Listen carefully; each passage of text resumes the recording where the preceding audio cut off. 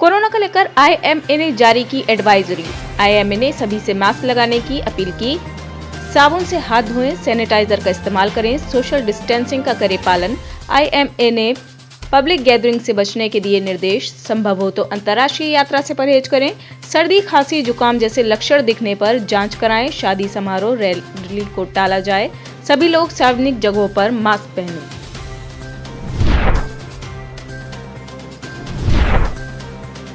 UP BJP प्रदेश अध्यक्ष भूपेंद्र चौधरी ने चौधरी चरण सिंह को दी श्रद्धांजलि।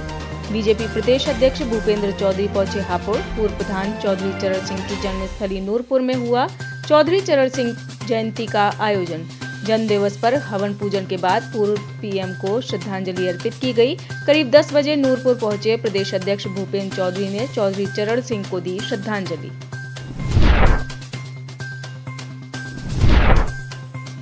केजीएमयू का 18वां दीक्षांत समारोह आज। किंग जॉर्ज चिकित्सा विश्वविद्यालय लखनऊ में आज 18वां दीक्षांत समारोह कार्यक्रम अटल कन्वेंशन सेंटर में होगा आयोजित। दीक्षांत समारोह की अध्यक्षता कुलाधिपति राज्यपाल आनंदीबेन पटेल करेंगी।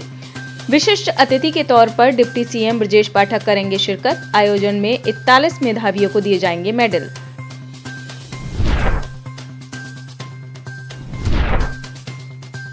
हनी ट्रैप में फंसा लखनऊ के एक व्यापारी ने दर्ज कराया एफआईआर। व्यापारी ने गंवाई अपनी जान, जिंदगी भर की कमाई।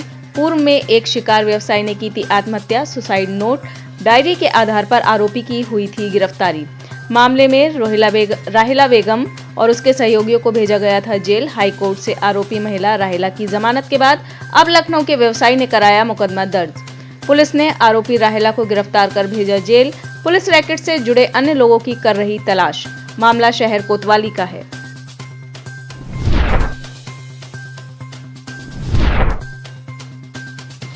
ओवैसी की बेटी की शादी में तेलंगाना के मुख्यमंत्री के चंद्रशेखर राव हुए शामिल।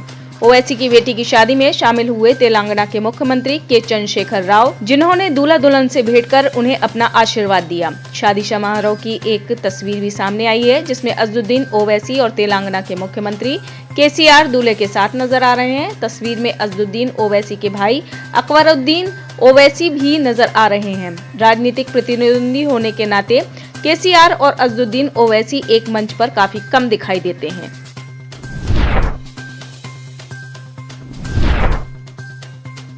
कांग्रेस नेता राजेश तिवारी ने मनोज मुंतशिर पर की ऑनलाइन एफआईआर। भोपाल में कार्यक्रम के दौरान मनोज मुंतशिर ने राहुल गांधी और सोनिया गांधी पर अभद्र टिप्पणी की थी। राहुल सोनिया का नाम लिए बिना की थी टिप्पणी। मनोज मुंतशिर के बयान से कांग्रेसियों में नाराजगी। कांग्रेस नेता राजेश तिवारी ने की ऑनलाइन एफआईआर। देहात कोतवाली में शिकायत कर कार्रवाई की मांग की। देहात कोतवाली के उदयपुर भादा के रहने वाले हैं राजेश।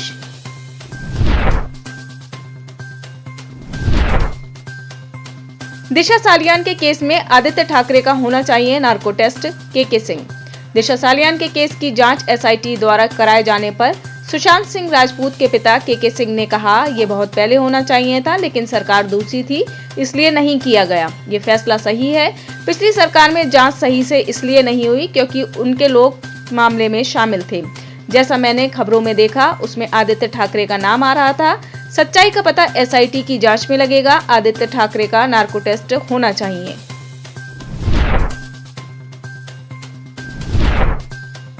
राजद नेता अब्दुल बारी सिद्दीकी के बयान पर फारूक अब्दुल्ला ने दिया बयान। राजद नेता अब्दुल बारी सिद्दीकी के बयान पर जम्मू कश्मीर के पूर्व सीएम फारूक अब्दुल्ला ने कहा, देश जरूर मुश्किल दौर से गुजर रहा है। नफरतें बढ़ गई हैं, मगर देश छोड़ने से नफरतें दूर नहीं होंगी। देश में रहकर आपको इस आग को खत्म करना है। सभी लोग खराब नहीं हैं, अच्छे लोगों की बहुत बड़ी संख्या है। अगर इस देश को बचना है तो मुसलमान हो, हिंदू हो, सिख हो, ईसाई हो, हम सबको भाईचारे में रहना है। राम राज्य यही था कि सब बराबर हैं। कोई भी देश का आदमी पीछे रह जाए तो देश मजबूत नहीं हो सकता।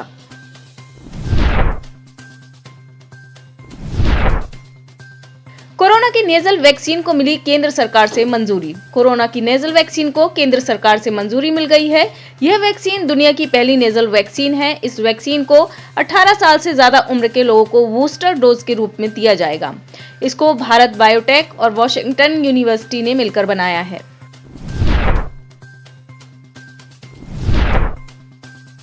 लखनऊ केजीएमयू वीसी विपिन पुरी का कोरोना पर आया बयान। लखनऊ केजीएमयू वीसी विपिन पुरी ने कहा, विदेशों में कोरोना तेजी से फैल रहा है, लेकिन यहाँ हालात अभी सामान्य है। लोगों को घबराने की जरूरत नहीं है। उन्होंने प्रदेशवासियों को सांत्वना देते हुए कहा, केजीएमयू कोरोना से निपटने के लिए तैयार है, चिंता न करें।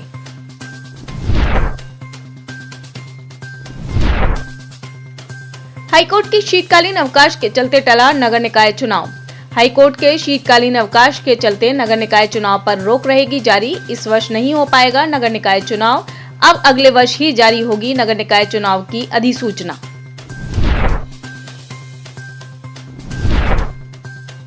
गाजियाबाद में बैंक्वेट हॉल में लगी भीषण आग। गाजियाबाद जिले के साहिबाबाद इलाके के अर्थला में बने सेलिब्रेशन 2 बैंक्वेट हॉल में आज सुबह भीषण आग लगने से पूरा बैंक्वेट हॉल जलकर राख हो गया। मौके पर पहुंची फायर ब्रिगेड की गाड़ियां आग पर काबू पाने की लगातार कोशिश कर रही हैं। इस घटना में किसी के हताहत होने की सूचना नहीं है। आग लगने के कारणों का अभी पता नहीं चल पाया है।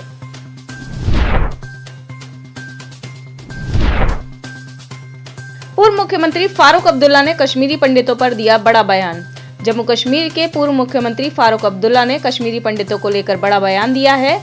उन्होंने कहा, कश्मीरी पंडित कभी भी घाटी नहीं लौटेंगे, क्योंकि हमारा पड़ोसी जंग बंद नहीं करेगा, लिहाजा वे वापस नहीं आएंगे। इन दिनों फारूक अब्दुल्ला निजी प्रवास पर रायपुर में है। पत्रकारों से अब्दुल्ला ने कई मुद्दों पर चर्चा की।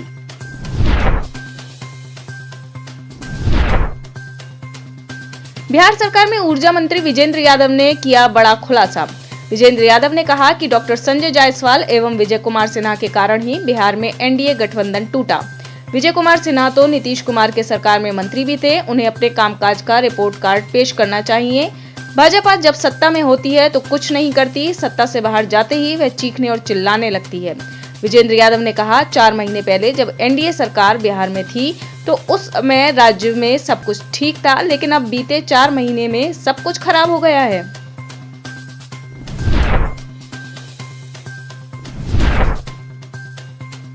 पीएनबी में फिर मेहुल चौकसी नीरव मोदी जैसा घोटाला आया सामने। सार्वजनिक क्षेत्र के पंजाब नेशनल बैंक में फिर मेहुल चौकसी नीरव मोदी जैसा घोटाला सामने आया है।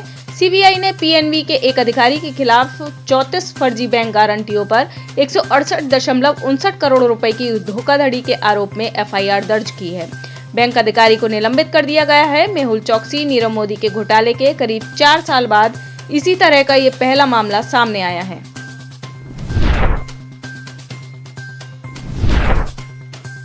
पाकिस्तान की राजधानी इस्लामाबाद में आत्मघाती बम विस्फोट। शुक्रवार को एक आत्मघाती बम धमाके से पाकिस्तान की राजधानी इस्लामाबाद थर्राया। बम धमाका एक आत्मघाती हमलावर ने किया था। उसके साथ एक महिला भी थी। धमाके में दोनों की मौके पर हुई मौत।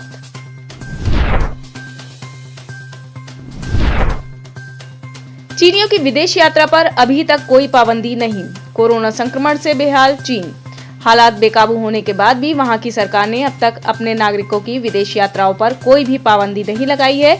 इसके चलते चीन के लोग ताइवान, थाईलैंड, जापान, अमेरिका और यूरोपीय देशों की यात्राएं कर रहे हैं। इसे रोका नहीं गया तो दोबारा पूरे विश्व में फैलेगा कोरोना संक्रमण।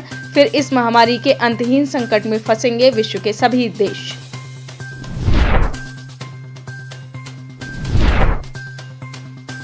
चार शोभराज को आज फ्रांस भेजने की तैयारी है। नेपाल की जेल में विदेशी युवतियों की हत्या और हत्या के प्रयास के आरोप में उम्र कैद की सजा काट रहे चार्ल्स शोभराज को आज ही डिपोर्ट करने की तैयारी है। फ्रांस दूतावास ने शोभराज के नाम पर ट्रैवल डॉक्यूमेंट इमिग्रेशन को सौंप दिया है। आज देर रात तक उसे दुबई होते हुए फ्रांस रवाना करने की तैयारी चल रही है। शोभराज पर आजीवन नेपाल प्रवेश का प्रतिबंध लगा दिया गया है। नेपाल प्रशासन ने सुप्रीम कोर्ट के आदेश को आज स्पष्ट बताते हुए 22 दिसंबर को चार्ल्स को रिहा करने से इनकार कर दिया था।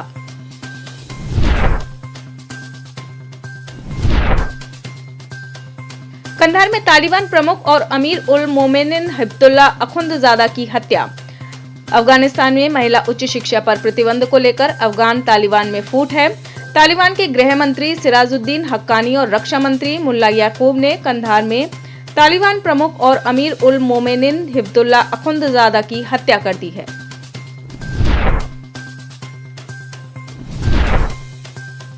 पाकिस्तान के पूर्व प्रधानमंत्री इमरान खान की पूर्व पत्नी ने किया तीसरा निकाह। पाकिस्तान के पूर्व प्रधानमंत्री इमरान खान की पूर्व पत्नी रेहम खान ने तीसरा निकाह कर लिया है। उन्होंने ट्वीट कर अपने निकाह की खबर शेयर की है।